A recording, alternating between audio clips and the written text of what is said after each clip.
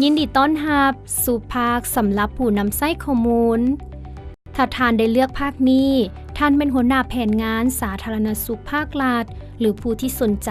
จะเบิ่งเกี่ยวกับอัตราปกคุม ANC การเกิดลูกด้วย SBA การเกิดลูกยุสถานที่บริการอัตราปกคุมของเวียกงานซักยากันพยาธิและข้อมูลอื่นๆหรือท่านเป็นหัวหน้าห้องหมอที่อยากกวด10สาเหตุต้นๆของ IPD หรือ OPD 10สาเหตุต้นๆของการตายตัวเลขคนที่มานำไส้บริการต่างๆในห้องหมอของทานก่อนอื่นหมดทานต้องนำไส้หลักการ 3W แม่นหยังเวลาใดและอยู่ไสแม่นหยังข้อมูลที่ทานต้องการนำไส้แม่นข้อมูลเกี่ยวกับหยังเวลาใดหมายถึงระยะเวลาของข้อมูลอยู่ไสหมายถึงข้อมูลมาจากไสขั้นใดทั่วประเทศทั่วแขวงเมืองหรือสุขศาลาใดหนึ่งเฮาจะเริ่มแต่ต้นโดยสาธิตแต่ละขั้นตอนอิงตามหลักการ 3W จงกำหนดล่วงหน้าข้อมูลและรูปแบบข้อมูลที่ท่านต้องการอยากวิจัยหรือรายงานเป็นตารางข้อมูลรูปภาพข้อมูลหรือแสดงด้วยแผนที่ GIS ตัวอย่างต่อไปนี้จะแสดงวิธีการเอาข้อมูลสำหรับ ANCC การกวดท้องก่อนเกิดครั้งที่ 4 ในรูปแบบตารางข้อมูลทำอีทแม่นเข้าไปแอปตารางข้อมูลเลือกรายการข้อมูล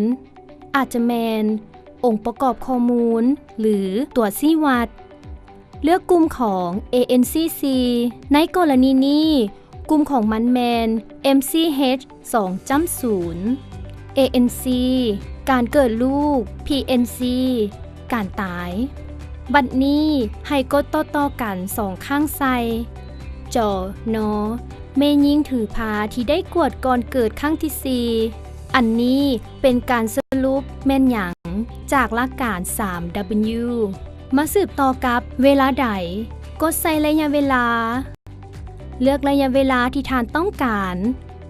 บัดนี้เฮามาสืบต่อกับอยู่ไสกดใส่หัวหน่วยการจัดตั้งเลือกสถานที่บริการเมืองหรือแขวงที่ท่านต้องการตัวอย่างต่อไปพวกเฮาจะกดใส่เมือง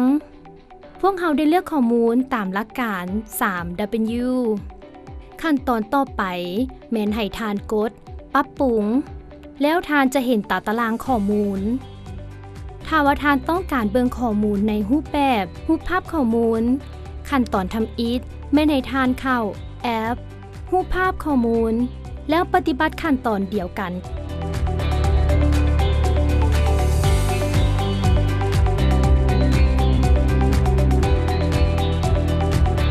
ถ้าว่าท่านต้องการเบิ่งข้อมูลในรูปแบบแผนที่ข้อมูล